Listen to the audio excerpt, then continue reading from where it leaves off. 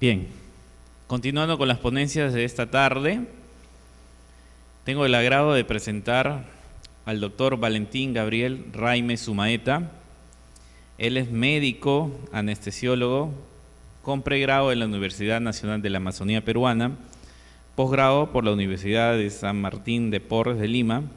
Como le mencionaba, es médico anestesiólogo de nuestro hospital, del Hospital Apoyo Iquitos. Él nos va a dar el tema en esta tarde con respecto a manejo anestesiológico en gestantes y puérperas con shock séptico. A quien brindamos fuertes palmas, por favor. Gracias. Muchas gracias. Buenas tardes. Mi nombre es Valentín Gabriel Raime Sumaeta, soy médico anestesiólogo del Hospital Apoyo Iquitos, César Garayar García, en la cual me encuentro laborando desde el 2010 aproximadamente. Bueno, el tema que nos toca exponer es referente al manejo anestesiológico de las gestantes y puérperas, pero que tienen un cuadro de un shock séptico. El doctor Jorge Torres, el día de ayer, habló mucho y fue muy claro en algunas cosas, algunos puntos sobre lo que es en sí el shock séptico, los consensos que hubo o que ha habido para definir prácticamente lo que son sospecha de sepsis y shock séptico. Vamos a mencionar algunos acápites en las cuales tenemos que tener claro que el shock o la sepsis es un trastorno multisistémico y que va a dañar a múltiples órganos y puede provocar una mortalidad muy alta debido a una infección. Es considerada una enfermedad muy crítica en los países industrializados y es la principal causa de muerte en lo que se refiere a la muerte materna en el mundo. Según la OMS, la sepsis materna es una afección potencialmente mortal definida como una disfunción orgánica resultante de una infección durante el embarazo, ya sea embarazo, ya sea parto, ya sea posaborto o el periodo posparto o puerperio. Entonces, el concepto de la Organización Mundial de la Salud referente a lo que es la sepsis materna es importante y que tiene que diferenciarse de la sepsis que se va en otras personas, en otro tipo de población. Entonces, ¿cuáles son el origen de la sepsis materna? Principalmente hay las infecciones específicas del embarazo, las infecciones exacerbadas por el embarazo, así como las infecciones incidentales. Dentro de las específicas del embarazo tenemos la corioamnionitis, la endometritis, la mastitis de lactancia o también por una afectación local, en el caso de una herida operatoria o un absceso. En el caso exacerbado por el embarazo, principalmente las pacientes o las gestantes que tienen frecuentes infecciones urinarias, cuadros de influenza, listeriosis, hepatitis E, virus, herpes simple, o como se ha visto en casos regionales, casos de malaria, que es por un plasmodium parasitario, o también inclusive por espiroquetas, ¿no? Y las infecciones incidentales que tenemos, como la neumonía, tuberculosis y las infecciones de transmisión sexual. Todos estos cuadros clínicos nos van a ocasionar en la salud materna prácticamente un cuadro de sepsis e inclusive un shock séptico. Entonces, para definir lo que es una sepsis en una paciente gestante, hay un score de sepsis en obstetricia en las cuales se va en lo que es las funciones vitales: temperatura, presión arterial, frecuencia cardíaca, frecuencia respiratoria, saturación de oxígeno periférico, recuento de glóbulos blancos, porcentaje de bastones, así como también como el ácido láctico, que es un predictor prácticamente para los pacientes que van a ingresar a UCI. Un puntaje de mayor o igual de 6 indica una alta probabilidad de que la paciente necesite un ingreso a UCI. Esto se ha diferenciado bastante en un consenso en el año 2016, en las cuales se generalizaba principalmente con el SOFA, para todo tipo de sepsis, pero no había un consenso prácticamente referente a lo que era una sepsis materna. Eso es lo que quería incidir. Entonces, ahí están los valores, el score de sepsis obstétricas, en las cuales están he mencionado los valores y también el nombre sobre las funciones vitales, y nos damos cuenta de que la temperatura, la presión arterial tiene que ver bastante con lo que es la función de los órganos vitales, llámese pulmón, llámese hígado, llámese riñón, el producto prácticamente de las plaquetas que tiene que ver con la sangre, y la producción del ácido láctico, ¿no? El ácido láctico, que es principalmente un predictor prácticamente para ingreso a UCI o la gravedad de un paciente, aumentando prácticamente la probabilidad de muerte. El ácido láctico se ha demostrado de que es un metabolito celular y que aumenta cuando no hay oxígeno dentro de la célula, o sea, nos indica indirectamente de que este paciente tiene una hipoperfusión celular. Y cuanto más alto está, es un mal predictor, se podría decir, ¿no? Un mal predictor, y va aumentando de porcentaje en porcentaje la predisposición para que este paciente sufra un desenlace fatal. Lo que había mencionado sobre el SOFA, que tiene los parámetros principalmente respiratorios, respecto a lo que es la coagulación, la parte hepática, a la parte cardiovascular, a la parte del sistema nervioso central, así como a la parte renal. Este SOFA principalmente, el puntaje principalmente, como mencionó ayer el doctor Torres, principalmente es para todo tipo de sepsis, ¿no? No había un consenso predispuesto para que este tipo de SOFA sea adaptado prácticamente para lo que es una sepsis materna. Lo que he mencionado en el cuadro anterior es lo que sí hablamos sobre una sepsis obstétrica, ¿no? De acuerdo, se podría decir que había unas cuantas modificaciones en el SOFA. Con una puntuación prácticamente mayor de 6, prácticamente mayor igual de 2, perdón, este paciente ya tiene una sospecha para que este paciente tenga sepsis.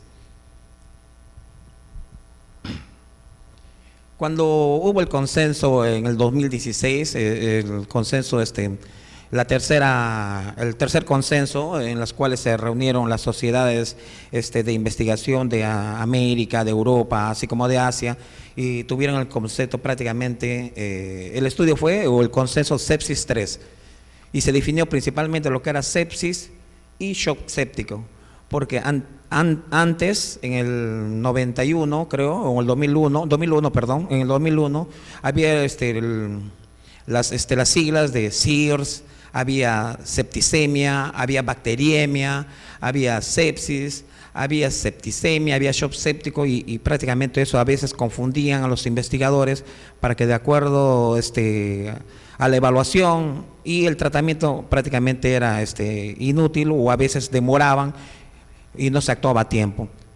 En el 2016 el consenso internacional respecto a sepsis, se definió prácticamente la sospecha de sepsis y shock séptico, ¿no? Y la sepsis, como dice ahí, ¿no? La sepsis se define como la disfunción orgánica potencialmente mortal y que es causada por una respuesta de huésped desregulada a la infección.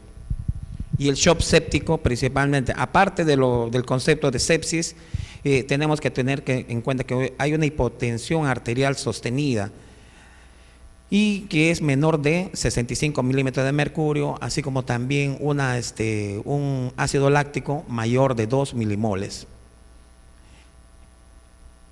Bueno, y hay una inadecuada reposición de volumen. La mortalidad del shock séptico es prácticamente el 40%, casi la mitad de los pacientes, ¿no? De 10 pacientes, la probabilidad de mortalidad es de 4 pacientes de 10 pacientes, ¿no? El Quick SOFA, nos hemos dado cuenta de que existen los 6 parámetros principalmente para el SOFA de la sepsis, y para que sea más rápido y sea menos menos tiempo para poder diagnosticar y poder actuar a tiempo, hubo una reunión en las cuales solamente se vio tres sistemas, ¿no? Lo que era el sistema del cerebro, cuando el Glasgow es menor de 5, cuando la parte respiratoria, la frecuencia respiratoria es mayor de 22, o con la parte circulatoria, cuando la presión arterial sistólica es menor de 100 milímetros de mercurio. Este diagnóstico o sospecha de sepsis prácticamente ya lo podría hacer cualquier establecimiento de salud en cualquier nivel.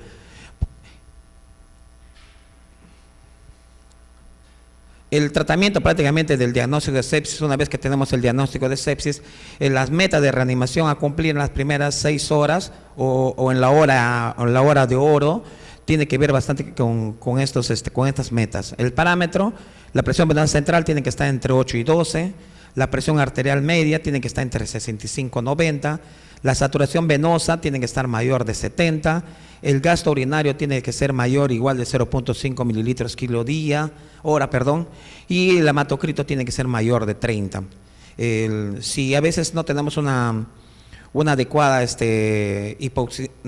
cuando tenemos una adecuada hipoxigenación porque de repente no tenemos glóbulos rojos, entonces tenemos que suplir con los suplementos de sangre o hemoderivados que tenemos que tener para poder llegar al hematocrito mayor de 30 y que nos va a ayudar prácticamente con la perfusión de oxígeno en los tejidos.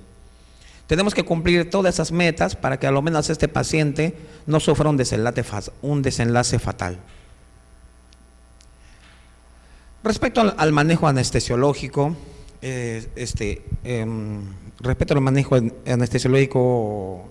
un paciente es individualizado y tiene que ver bastante con la parte del anestesiólogo, así como también de la calidad en la cual se encuentra este paciente. Y esto se consigue mediante la visita preanestésica o la evaluación preanestésica. Algo que quería mencionar antes de pasar al tema del manejo anestesiológico, después de que se han reunido y saber de que el Quick SOFA era más rápido para diagnosticar un cuadro de sepsis, se reunieron en la Sociedad de Medicina Obstétrica de Australia y Nueva Zelanda, prácticamente el SOMANS, e incluyeron la población prácticamente diferente, ¿no? Los valores disminuyeron o aumentaron según como se ve en este caso. La presión arterial sistólica, lo que en el Quick SOFA nos dice de 100 milímetros de mercurio, en la gestante se considera menos de 90 milímetros de mercurio. Si la frecuencia respiratoria en el Quick SOFA es 22, mayor de 22, en el caso de la frecuencia respiratoria en la gestante se considera a partir de 25 respiraciones por minuto, debido principalmente a la capacidad residual funcional disminuida en la gestante y el estado mental alterado, ¿no? El paciente si está consciente o no consciente, y si está irritable, prácticamente ya es un punto prácticamente para que este paciente gestante sea incluido prácticamente para una sospecha de sepsis o sepsis, y en las cuales las pautas, como menciona ahí, tienen que ser prácticamente ya estudiado una valoración analítica con los indicadores de laboratorio, tanto para perfil hepático, tanto para perfil urinario o renal, de la sangre, referente para tener íntegro una valoración analítica y clínica. Entonces, el manejo anestesiológico, cuando se realiza la visita preanestésica, tenemos que tener 3 puntos. La reanimación inicial y estabilización hemodinámica del paciente, que prácticamente tiene, cuanto más pronto es mucho mejor, ¿no? La atención intraoperatoria durante el parto, cuando el paciente ya tiene que estar ingresando, ya sea por una cesárea o de repente desfocalizar este cuadro, tenemos que actuar inmediatamente, ¿no? O la anestesia para el tratamiento quirúrgico de la sepsis, llámese un absceso, llámese una herida operatoria, llámese un Fournier, cualquiera sea la causa, estaremos atentos prácticamente para el manejo anestesiológico. Entonces, lo que tenemos que hacer primero es valorar en la preanestesia, y tenemos que ver los diferentes sistemas. como había mencionado, la valoración clínica del paciente para poder destinar y elegir prácticamente la técnica anestésica que se indica para cada paciente. Y tenemos que solicitar o tenemos que tener ya prácticamente los hemocultivos, la proteína C reactiva, ver el cuadro hemático, la prueba de función renal, creatinina, la prueba de funciones hepáticas, las transaminasas, los tiempos de coagulación, las bilirrubinas, un hemograma prácticamente para definir cuánto de plaquetas contiene este paciente, los electrolitos, gases arteriales para dosificar principalmente lo que es el lactato y poder tener una unidad clínica en este paciente. Tenemos que tener en cuenta también de que estos pacientes están prácticamente con soporte hemodinámico y prácticamente están inclusive a veces con ventilación mecánica, ya sea asistida o mecánica. Entonces, lo que tenemos que tener en cuenta para un paciente que va a entrar a sala de operaciones con un shock séptico, tenemos que tener predictores de la vía aérea difícil, ya que estos pacientes no toleran largos periodos de apnea, por más ventilación u oxigenación preanestésica que se puede iniciar antes del inicio de la anestesia. Tenemos que contar con el coche de ventilación de área difícil, ¿no? Aérea difícil. Esto había leído también, había encontrado, en las cuales también en algunos pacientes que colaboran y que ya se han iniciado el tratamiento antibiótico específico, se podría utilizar lo que es una anestesia neuroaxial. Como dice ahí, los bloqueos neuroaxiales en mujeres con sepsis que no son tratadas son asociados con altas complicaciones. Se puede indicar una anestesia espinal con pacientes que prácticamente están siendo tratados con antibióticos específicos para la infección que tiene el paciente. La anestesia espinal se puede realizar de forma segura en pacientes con bajo riesgo de bacteriema transitoria. O sea, cuando se podría iniciar, indicar una anestesia espinal cuando el paciente pues tiene una bacteriema que es leve, se podría decir, ¿no? Y de esta manera podría ser de forma segura, ¿no? Eso es lo que se menciona en la literatura que hemos encontrado y en las revistas de la American Society of Anesthesiologists, que indica prácticamente una consideración de la anestesia espinal para los pacientes que tienen shock séptico. Y el gold estándar principalmente para shock séptico es la anestesia general.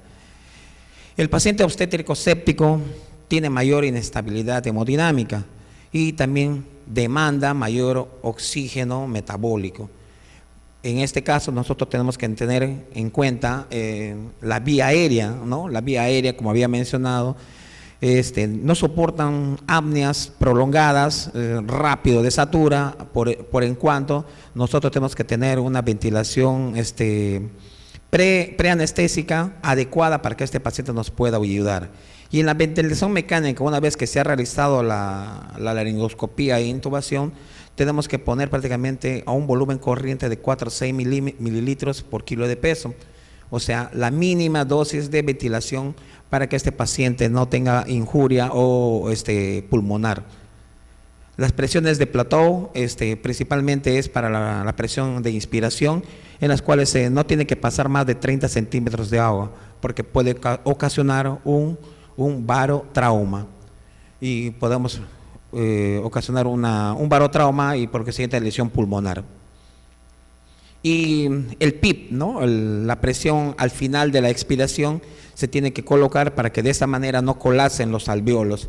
Por eso se pone un PIP de 3 o 4, eso de acuerdo con cuando ya el paciente está en ventilación mecánica. La respiración, obviamente, entre 20 y 26 frecuencias por minuto, y la circulación de acuerdo a la volemia que se tiene que tener, reponer prácticamente durante las 6 horas que este paciente tiene que a lo menos compensar el volumen, o si no también utilizar inotrópicos para que de esta manera mantenga una presión arterial media de mayor de entre 65 y 90 milímetros de mercurio. Esas son prácticamente las bases para iniciar una anestesia general en un paciente con shock séptico y que tiene que relación con con la parte de materna perinatal. Entonces, como mencionábamos, los medicamentos que se tienen que usar para la anestesia general tienen que ver mucho a veces con la experticia del anestesiólogo. Los medicamentos no son los mismos que tenemos en Perú, como de repente podemos tener en Estados Unidos o en Europa, ¿no? En las cuales de repente la variabilidad de medicamentos es mucho más amplia en esos lugares. Pero eso es principalmente por la experiencia del anestesiólogo, ¿no? La anestesia prácticamente va a ser la condición particular para cada paciente y a la experiencia del anestesiólogo, ¿ya? Y a eso es lo que se refiere. Las metas de reanimación, así como las maniobras de ventilación protectora, se tienen que continuar inclusive en el postoperatorio. O sea, no es que de repente ya se desfocaliza el paciente y este paciente va a seguir respirando inmediatamente, ¿no? Así que de esta manera, en el transoperatorio tenemos que seguir con la ventilación mecánica, inclusive con ventilación protectora para no causar volutrauma, ¿no? O si no, barotrauma cuando ponemos mucha presión a la inspiración. Bueno, quizás para considerarlo dentro de la técnica de neuroaxial y regional es que tenemos que tener la presencia de coagulopatía, ¿no? Un paciente que tiene menos de 50,000 plaquetas está contraindicada la técnica neuroaxial. Así que de esta manera no podemos administrar una anestesia neuroaxial cuando tenemos una coagulopatía, o si no también tenemos infecciones alrededor de la punción, o si no también tenemos acidosis que a veces tienen que ver con la acidosis metabólica, que tiene que ver con el mecanismo de acción que tienen los anestésicos locales, ¿no? Que son bases, ¿no? Son bases a nivel en la sangre, y de esta manera no pueden actuar adecuadamente. La anestesia neuroaxial se debe realizar con precaución. Bueno, habíamos indicado la parte en la cual cuando hay se podría decir está iniciándose la bacteriemia, o cuando ya prácticamente ya se conoce cuál es el germen, ya se inició la terapia antibiótica y se podría intentar hacer una anestesia neuroaxial. Bueno, quizás hablando un poquito más lo que es de la anestesia general, la preoxigenación, tenemos que desnitrogenizar los pulmones para que de esta manera tengamos a lo menos más tiempo para poder hacer la maniobra de laringoscopía e intubación. Tenemos que considerar a todos los pacientes con shock séptico como estómago lleno. Si se puede poner una sonda, si se puede administrar metoclopramidas, y tenemos que utilizar la intubación de secuencia rápida, ¿no? Para poder tener con maniobra de Selig, para evitar de repente el reflujo gastroesofágico que podría provocar una broncoaspiración y por consiguiente la muerte. Los inductores anestésicos que se utilizan, principalmente se utilizan propofol y el tiopental sódico, pero estos medicamentos van prácticamente a llevar a lo que es la hipotensión, ¿no? O van a llevar prácticamente a la circulación referente a la presión arterial que va a bajar. Entonces tenemos que tener mucho cuidado en el manejo de estos inductores. Si se usa inclusive combinaciones de inductores, en este caso se podría usar propofol a la dosis 1 miligramo kilo de peso, así como también la ketamina a 1 miligramo kilo de peso. O sea, la mitad de la dosis prácticamente para poder hacer una inducción adecuada, y de esta manera no haya el desbalance de disminución de la hemodinamia que puede ocasionar cuando aplicamos ya sea el propofol o el pentotal. Y se tiene que hacer un proceso paulatino, por eso es la preoxigenación, que a lo menos nos da un chance, una buena desnitrogenación nos da un chance de más o menos de 3 minutos. Así que la inducción prácticamente con propofol o ketamina es de manera lenta y con mucho cuidado, ¿no? Para que de esta manera no haya ningún problema en el proceso de la intubación, de la laringoscopía o intubación. Como había mencionado, el propofol se puede utilizar en pacientes hemodinámicamente estables, la ketamina o el midazolam. Pero tenemos que tener en cuenta de que la ketamina en estados avanzados de la sepsis pueden deprimir la función miocárdica y de esta manera pueden provocar un infarto o con desenlace fatal. Y como había mencionado, ¿no?, en otros países contamos con el etomidato, que tiene un efecto mínimo en los perfiles cardiovasculares y sin embargo puede inhibir algunas enzimas a nivel de las mitocondrias y inhibir inclusive la secuencia del eje suprarrenal, ¿no?, para disminuir los corticoides. Así que todos los medicamentos tienen sus pros y sus contras. Lo más que se usa prácticamente acá en el Perú es el ketofol, que le llaman, ¿no?, que es la combinación del propofol con la ketamina.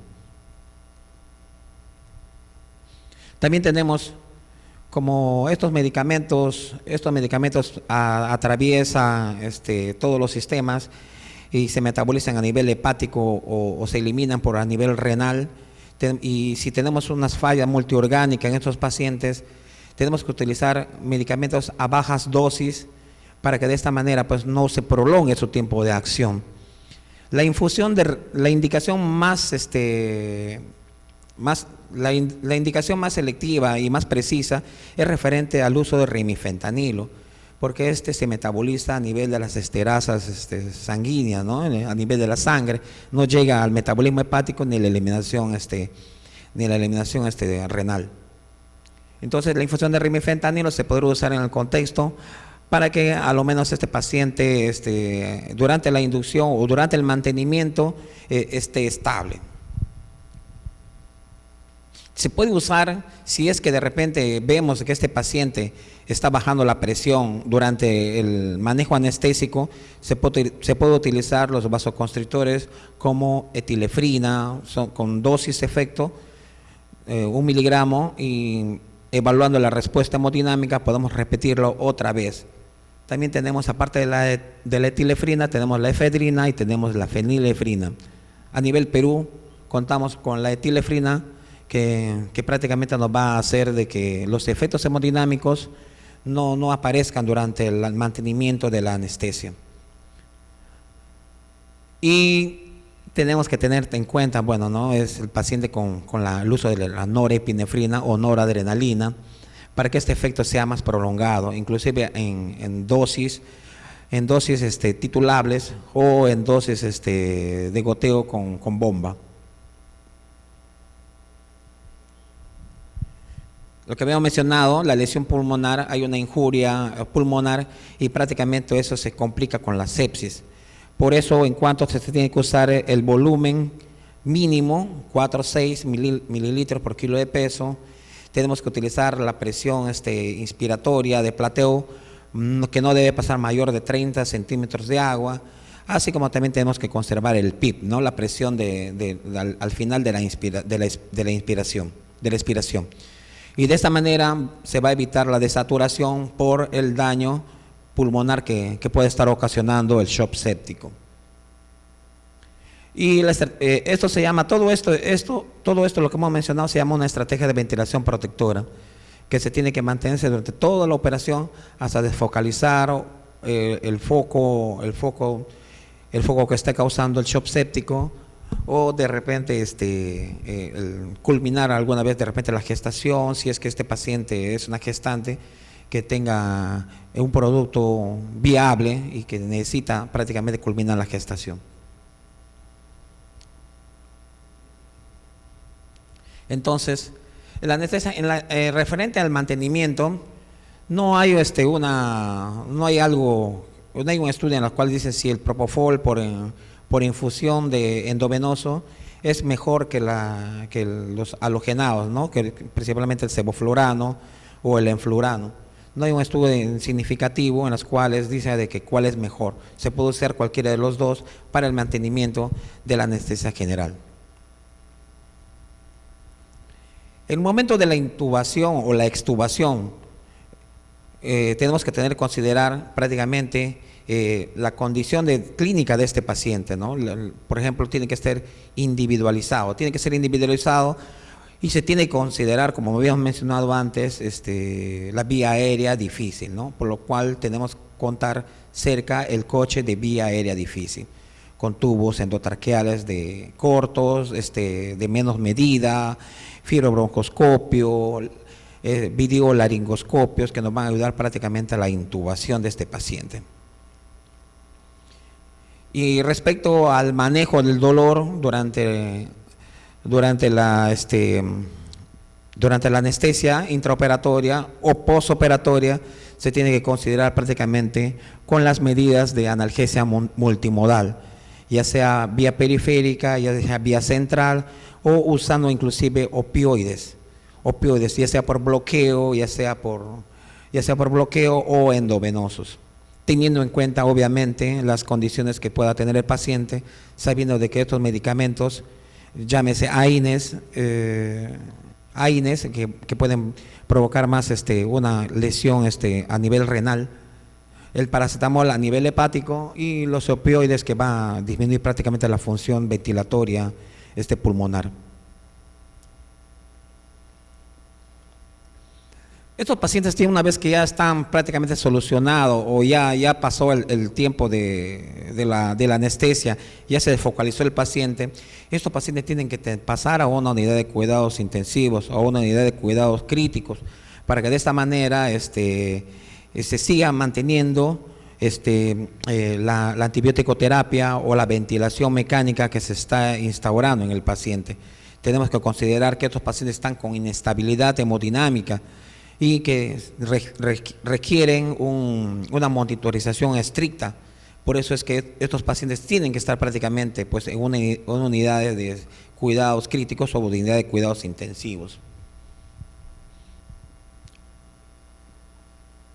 En el caso de que si son pacientes que de repente ya se desfocalizó y está evolucionando mejor, obviamente estos pacientes van a ir a unidades de menor complejidad.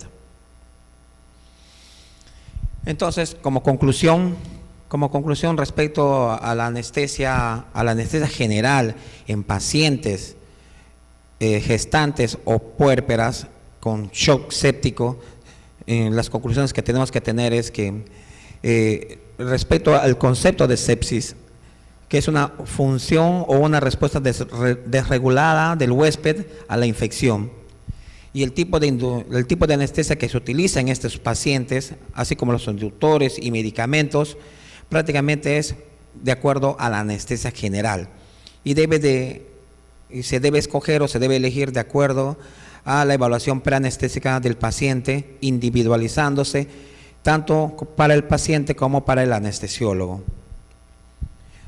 Las metas de reanimación tiene que ver bastante con la ventilación y la ventilación protectora mediante la ventilación mecánica. Y los cuidados postoperatorios se tienen que realizar pues, en las unidades de cuidados críticos o unidades de cuidados intensivos. Todo esto hasta que se estabilice prácticamente el paciente y de esta manera podamos tener pues, un éxito en la evolución de un paciente con shock séptico. Eso es lo que tendría que decir respecto a lo que es anestesia en pacientes con shock séptico, llámese gestantes o puérperas. Muchas gracias.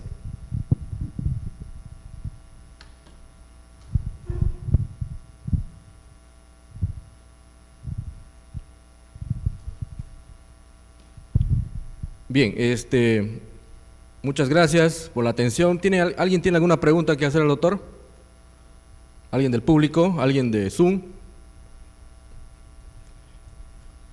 Doctor Raime, le felicito por su brillante exposición, ha sido muy claro. Uno siempre desde estudiante ya tenía esos conceptos de septicemia, ¿no? Y sepsis, ¿no? Incluso hasta le confundían, como usted mismo ha dicho. Si bien es cierto, ahora ya se resume en dos puntos, que es sepsis y shock séptico, ¿no es cierto? Entonces, así es. Entonces, todos esos temas, esos puntos que usted mencionó y que le relacionamos mucho, en este caso, con las mujeres gestantes, ¿no? Entonces, lo que me pregunta va, si bien es cierto, la función que el anestesiólogo tiene, inicia desde la reanimación muchas veces, ¿no? de la reanimación, el traslado que ustedes le hacen a la gestante a UCI, ¿no? Pero me gustaría saber un poco más, o sea, el manejo ya que usted hace a nivel quirúrgico, intraoperatorio, cuando el paciente ya llega con sepsis, ¿no? Como había mencionado, y eso son el gol estándar prácticamente en el manejo anestésico del paciente con shock séptico, es individualizar al paciente.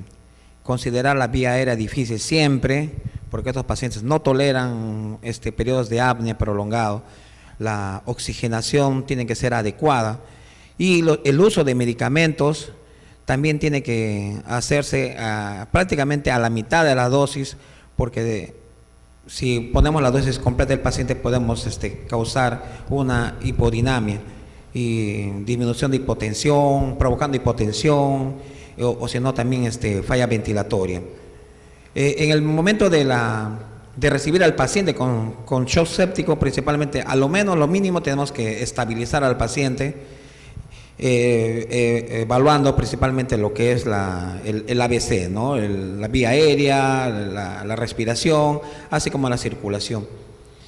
Es importante considerar el manejo con la fluidoterapia, así como también con los inotrópicos positivos que puede haber y mantener la circulación a este nivel. Doctor, existe una hora dorada que escuché hablar una vez referente al manejo anestesiológico. Más o menos.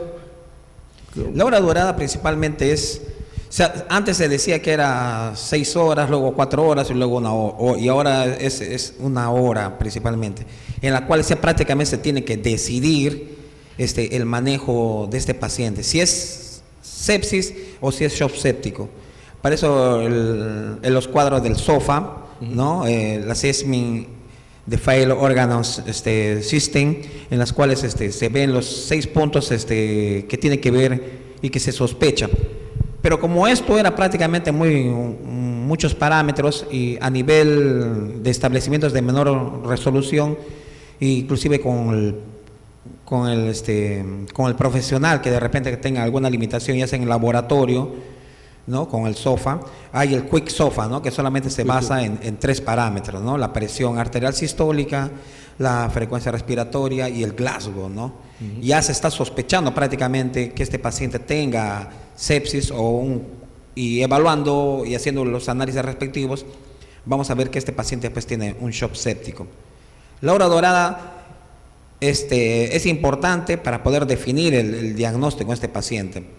Inclusive se tiene que ya iniciar la terapia antibiótica con gran espectro, previo realizar hemocultivos o cultivos de mucosas o de otras cosas para poder definir, y de acuerdo ya al resultado del cultivo ya prácticamente se va desescalizando la antibiótico-terapia para obviamente que sea más específico.